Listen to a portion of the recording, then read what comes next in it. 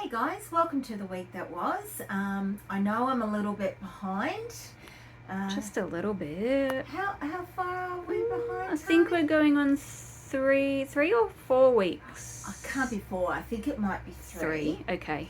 But I was sitting there and I was looking at some comments and I saw that one lady said, I really miss the week that was. And then I was sort of reading the comments and I saw Tani go, don't worry, I promise it'll be done this week. And I thought, oh, she's gonna nag me. Mm-hmm. Tani is a great nagger. Yep. She started as soon as she got here at 9 o'clock. It's now 3:22, Mm-hmm. and she already started nagging me and saying, it's my Friday, Dee. We're doing the week that was. Yep. So sit down. Yep. Yeah. Got to get it done. Got to give the people what they want, Dee. I understand that. So anyway, the week that was is finally here. It's a little bit behind. Don and I did manage to get away for a break, so we went up to Queensland and had a bit of a break, caught up with some friends. It was great. So anyway, playing catch up at the moment, and of course Tani's nagging me to get this done. So here's the updates. Obviously, Tani, I think you would have put up the Sunday Sangers. Yes, I did. So we had the old good bacon and eggs, which was delicious. I don't think anybody complained. No, I think we made a few people on YouTube hungry as well. They all said that they were going to have a bacon and egg sandwich now as well. Oh, you know what? Have you ever been at home and your neighbour has started to cook a barbecue? Yes. And what does it do? It drives you insane that you want to go and cook a barbecue. So, you know, you smell bacon and eggs cooking, you want bacon and eggs cooking. That's just how it works. Mm-hmm. Okay, so let's get into it, shall we? Sure. All right. Let's talk about Grumbles. Everybody knows about our naughty cat. Well, he's always trying to get out the door. One day the roller door went up, and ever since that roller door went up and he ran outside, he's really wanted to go out, hasn't he? Yeah. So what we did is we fitted him with a little harness and we took him around, which was great. We let him have a sniff around, able to walk him. We were trying to show him that in the pouring rain, hey, it's not cool to be outside in the pouring rain. Do you think that cat cared? No. But the little devil this week actually escaped. Through an open door, as we were walking into the door, he decided to run out. He was overlooked. Nobody saw him ducked between their legs. And I'm sitting here in the office and I hear this god-awful meowing and carrying on, and I thought, because he does that when he's hungry, doesn't he? He's very demanding. So forceful. Very demanding. And I thought, oh, that cat. So I go up, and as I'm walking over to go into the other door to the sally port, I thought, the meowing's not coming there. It's coming from the counter area, and the first thing I thought is, great, someone's dumped a cat.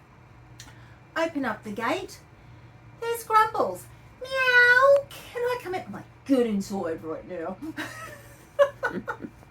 He's getting very cheeky, isn't he? He is. I think he's gotten worse since the harness, taking him out for a walk, but he's getting quicker. He's getting quicker. There, you know, he's quite an older cat, and I tell you, you have to have eyes in the back of your head with that cat. Yeah. I had to walk out the other day with my foot stretched out. He was attacking my foot because I wouldn't let him get any closer to the door. I'm like, buddy, God. I know. He's just getting naughty. And then I go away, and Don and I had a little bit of a break, and we travelled up to Queensland, and I saw a photo of Naughty and Nice, and there is Grumbles on the windowsill, and I thought, that cat. So I don't know if you guys have got naughty animals, but we certainly do. Yes. So that's Grumbles.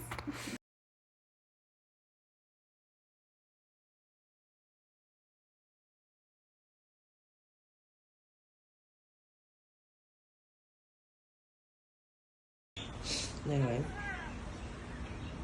You ready? Okay, we've got Grumbles fitted up in a harness. As you can tell, he's quite angry.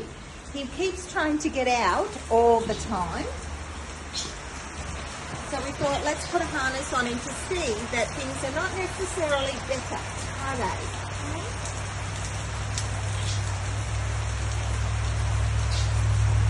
Come on.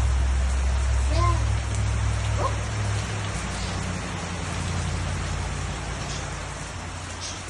Well, it's not very nice out there, is it?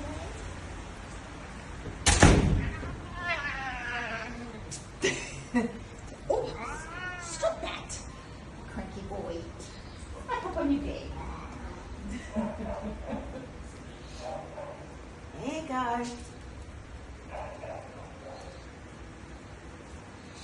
Look at the rolls of fat on him. Oh, stop it. Hey, stop. You want me to dry you off? That's going to be pleasant, isn't it?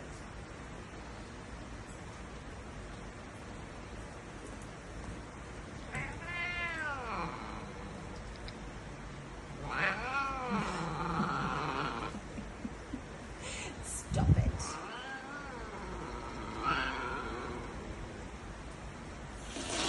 Stop! Well, stop trying to run outside. Grumbles. So this is Grumbles being walked by Dee with his harness on.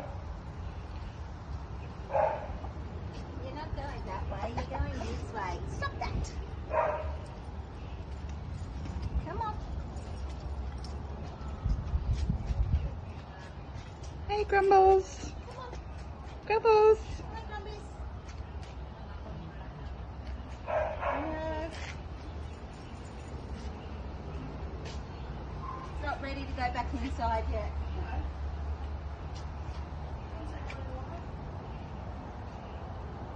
Come on.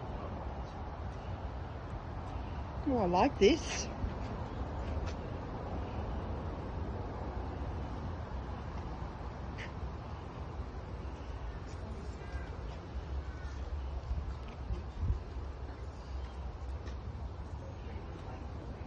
Come on.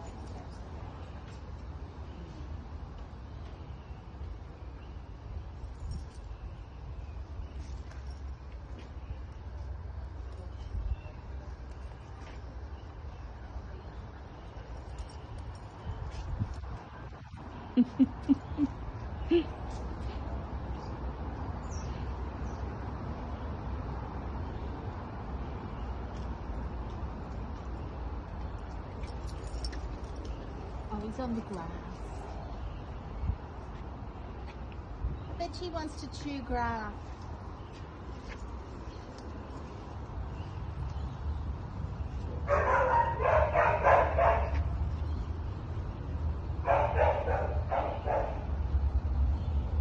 Not a chance in the world are you going over there, mate.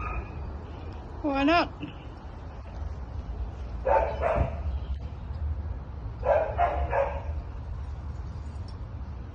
These are different smells. You bad-tempered little boy.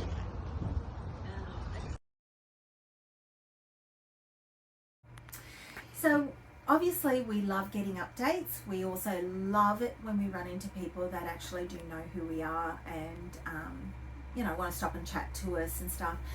But there is always something really special when one of our followers calls in. And you remember Trish came down from Queensland? Mm-hmm. We love seeing Trish.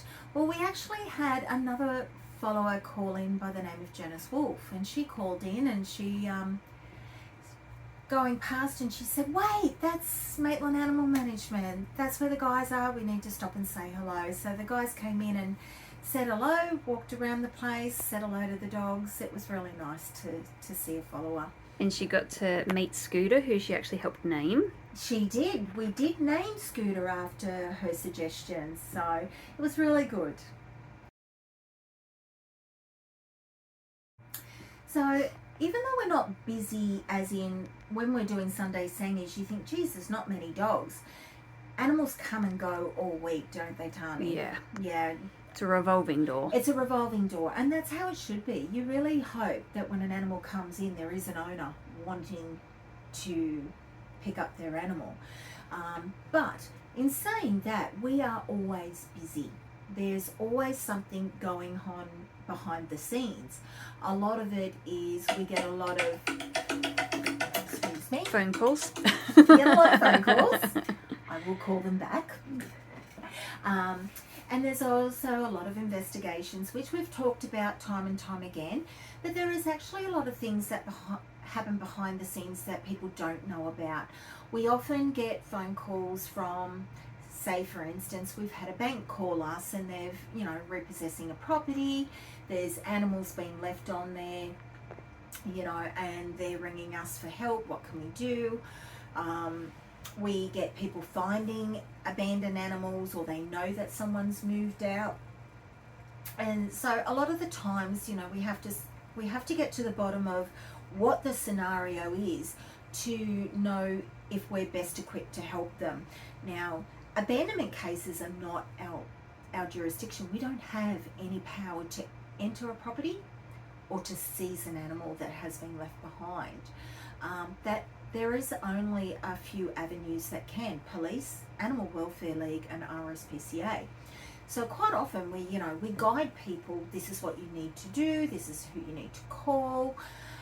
Sometimes they get frustrated with us and yell and scream at us because they don't think we care. It's not that we don't care. It's just we don't have that jurisdiction to handle that matter.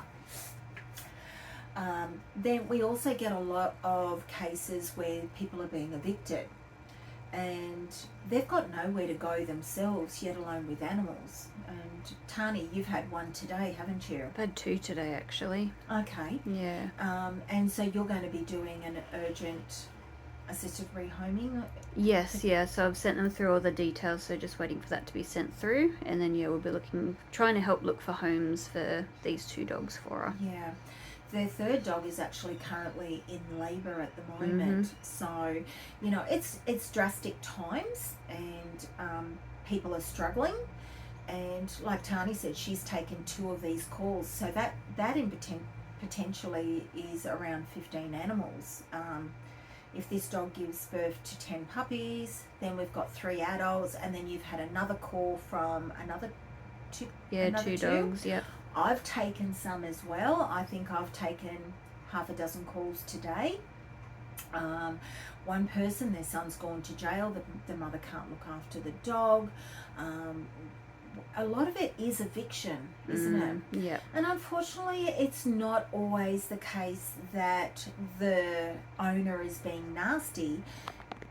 In some of these cases, it's actually been the tenant that have admitted to us that they're behind in rent.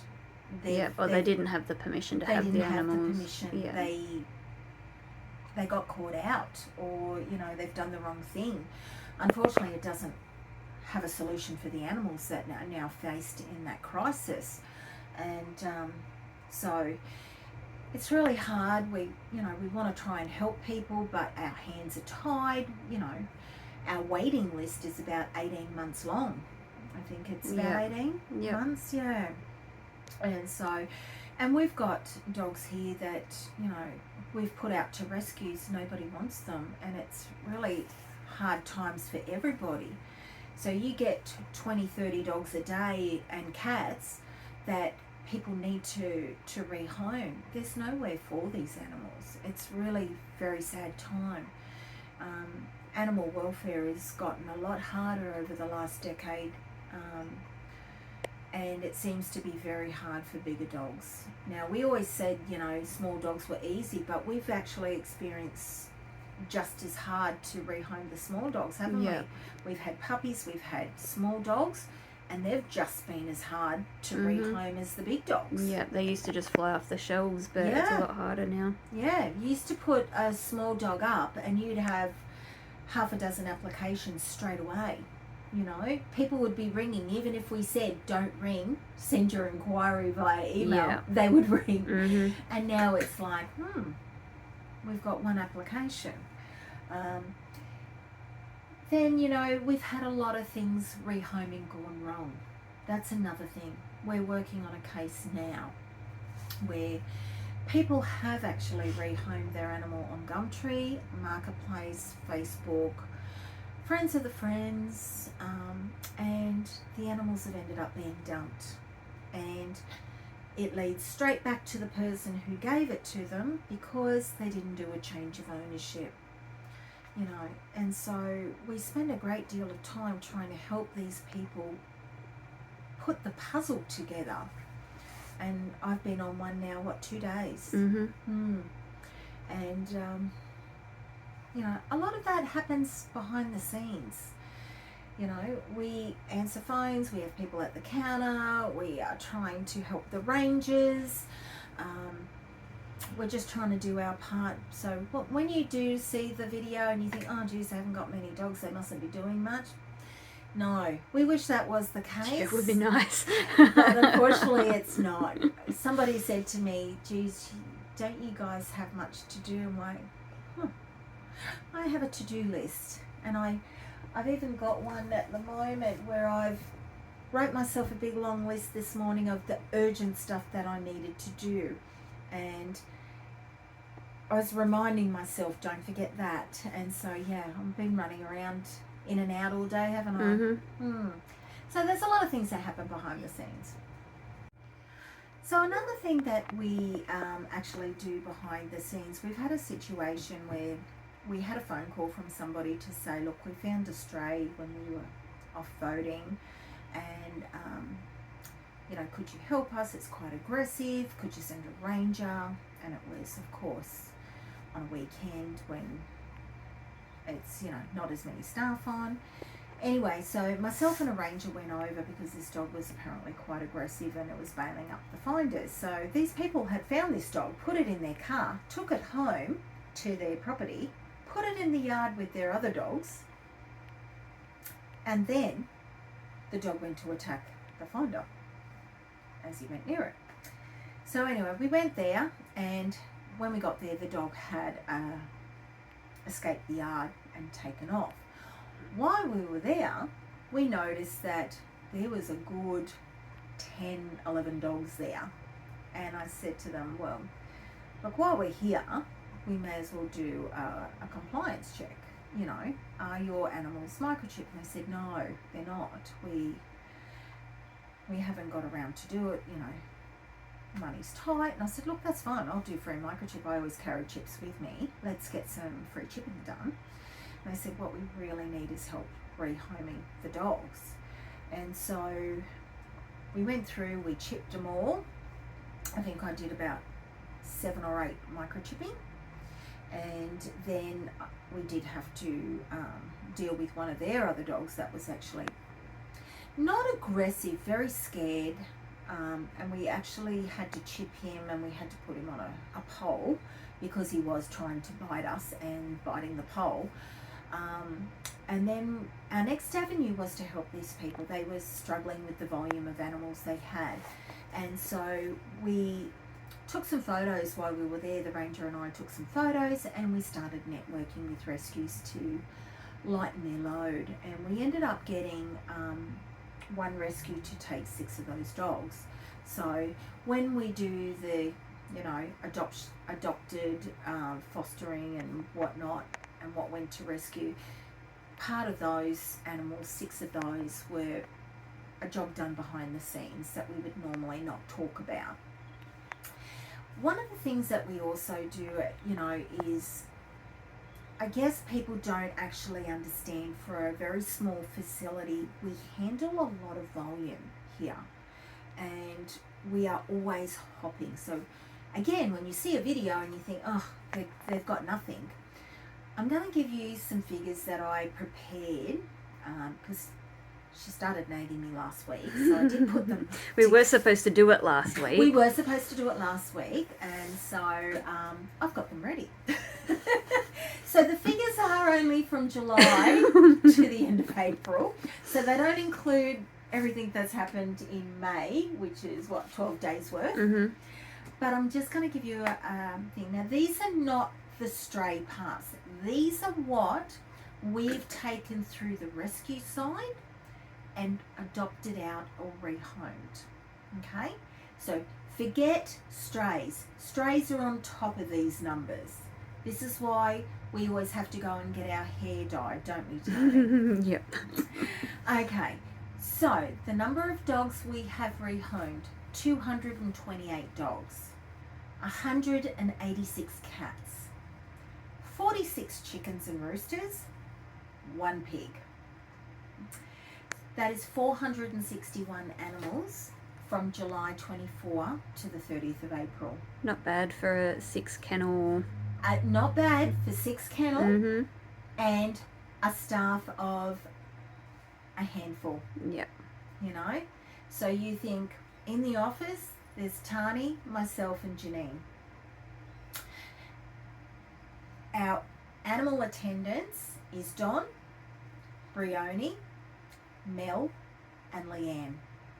We have dedicated volunteers that come in all the time, which is Pat, Sue, Pete and Beck.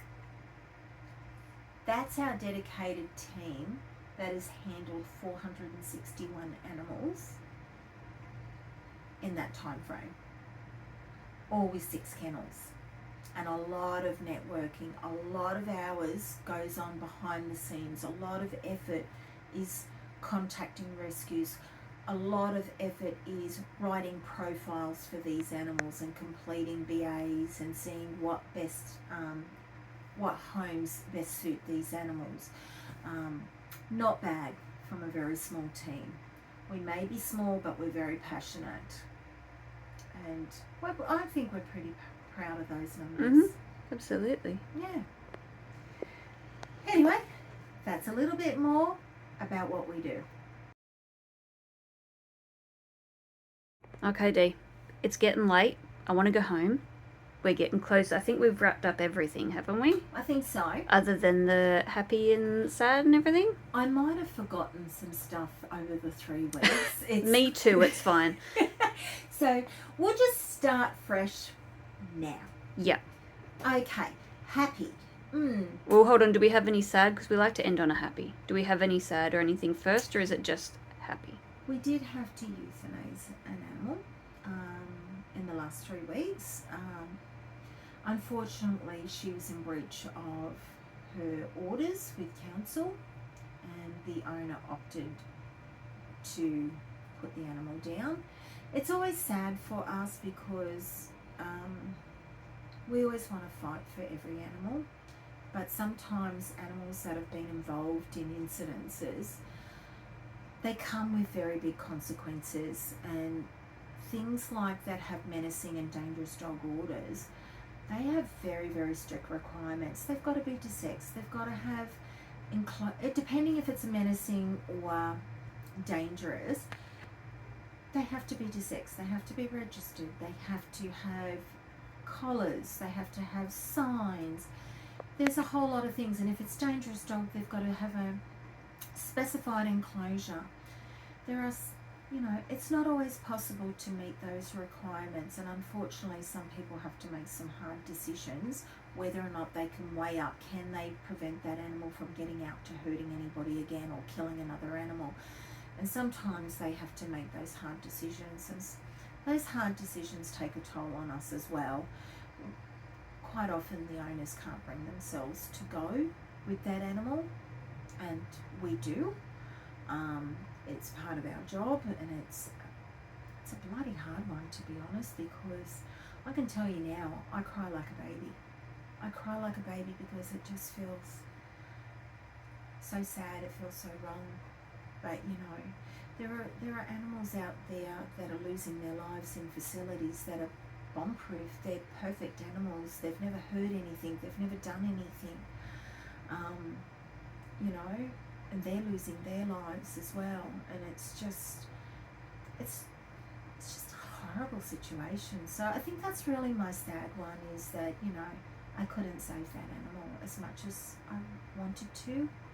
I even came up with some solutions to see if we could help, but unfortunately there was nothing I could do. It had travelled too far, and unfortunately it was beyond our control to help. So that's my sad. Okay, so we just heard you're very sad. Do we have any frustrating? I think my frustrating is people lying. Lying about their animals, lying about just everything, really. Now, we had a gentleman that came to us for help the other day. He was an older gentleman. He bought a Labrador off Gumtree, Facebook, Marketplace, and he wasn't given the full details, I believe, of the animal's true nature, because until he got home and experienced it. So this girl is a very lively little dog, and she's a barker. And when I called the old owners to find out some history, because obviously, the gentleman had said, look, no wonder people dump animals when there's no help. And I said, look, I'm going to help. I'm going to do what I can to help you.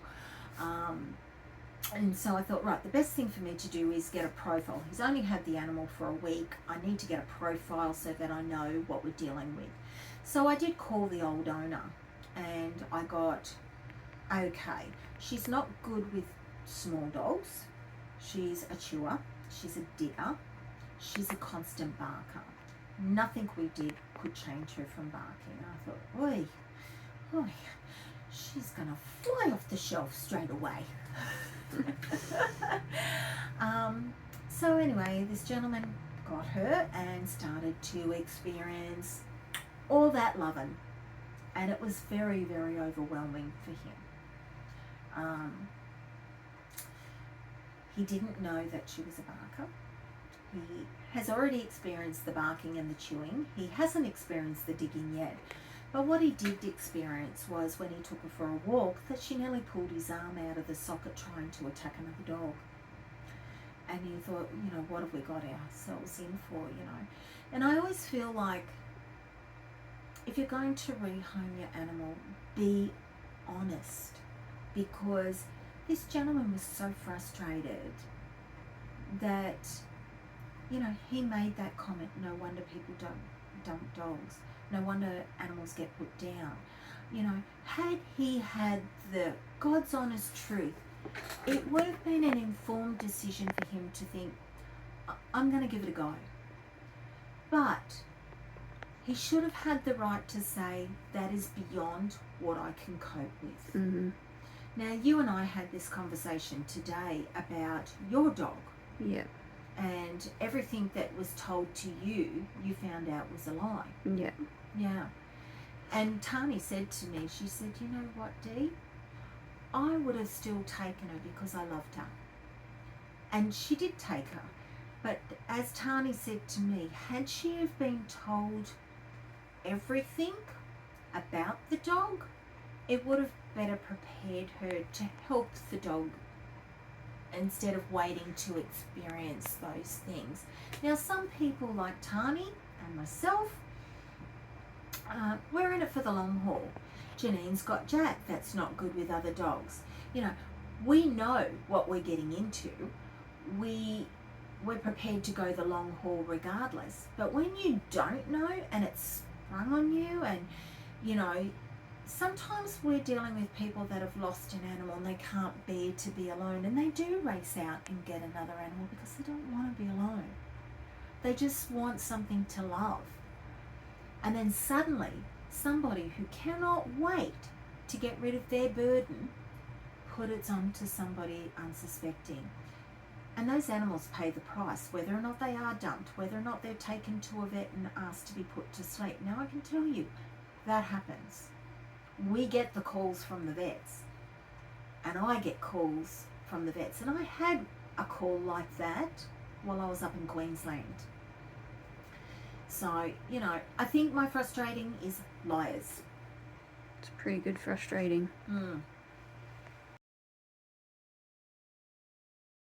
Okay, we're at the part where everybody gets excited. Yep, you've got to prep yourself. I'm excited, my coffee's still hot. Okay. Give us your happy. I reckon it has to be the animals that we've moved. Mm-hmm.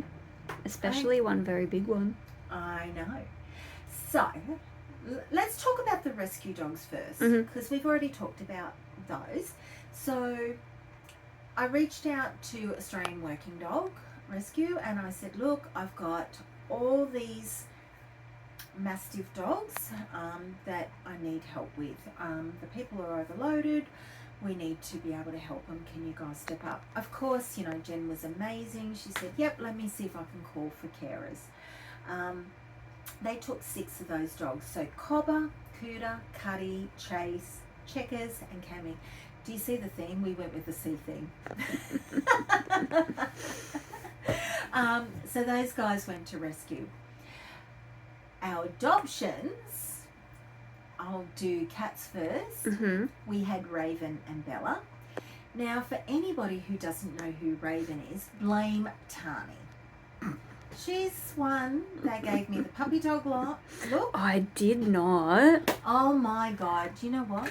She came in here. I'm sorry, you're saying what about liars, Dee? Who did it? Who was responsible for Raven? I'm sorry, was I not talking about going to other rescue groups in other places? And did you tell me that nobody would help you? Yes, but I said that I was going to start doing it myself. And then you were like, ugh, bring them in. She gave me the look. I did not. She gave me this look as if to say, yeah, no one's getting back to me. Oh, guys, does that sound And like me? That does not sound I like me at all. And that she looks at them outside her window, climbing the tree. Stop it. She laid it. She laid it on thick. Guys, okay. And Firstly, I don't even think that I'm capable of doing that. My autism could never let me do that. Did you not tell me you look at them climbing up the tree? Yeah, we And loved did you- it. and I did- still look for them outside. And did you tell me that Chris her husband was going to keep one of them? Yeah. Did you tell me that? I did say that, but he And- was going to. And are they Yeah. adopting now? No. No. So, do you see how this goes? Don't let her autism come into this. That is just a porcupine. No. She gave me the look. No, you're exaggerating. I don't like eye contact, Dee. Like, I wouldn't have given you the look. I think I was talking to you while I was, typing on the computer. No, guys, I saw the look. I don't think so. She gave me the puppy eyes. You're Yeah. you're doing the porcupines now. No. I got the full story. I've got climbing the tree and chasing each other, and then you should have seen her when she started trapping them and she couldn't get them all in one go. She was a nervous wreck. I was. She was crying because there was one out there by herself and Tani was a mess. I don't even think she slept. I think she slept outside her kitchen window watching for that trap to go off. So no. Anyway, moving on. Raven got adopted. Moving on. So the mama got Raven got adopted. And now we've got 4 babies to go. Yep. Mm-hmm. Okay. So we've had some great dog adoptions. Buddy, our cattle cross. So remember, we had 2 cattles in at the same time, Scooter and Buddy. So Buddy got himself adopted. We had 2 Frenchies in that we were brothers, and we wanted to keep them as a bonded pair. We managed to do that. So Travis and Sumo. And Travis had the Mohawk. Yep. permanent mohawk. It was So really cute. nice to rub your finger on it. Sumo had the grumpy look. Yeah, little grumpy old man. He had that underbite. Rex, our little foxy, and dun da da da, our long-termer who has been with Pete 5 months has found a home. Our rubber boy has finally found a home. Woo-hoo. Now we have had an update. He's hogging the bed. So he should. Actually putting his head on their pillow. Yes. And you know what? They don't even mind. Nope. Nope. And the nicest thing that came back from them was to say he's a little bit excited, jumps up and does the love nips, but they're working on that. But the one thing I loved about the text message was they didn't realise how much they needed him as much as he needed them. And I went, what a beautiful thing to say. Yep. It's what we love to hear. Yeah. And you know what? You know you've got it right when people say things like that to you. Yep. You know? Even with Travis and Sumo and stuff like that, when you call the old owners and you let them know that they've been adopted, you can hear the relief, you know, that they've got to stay together.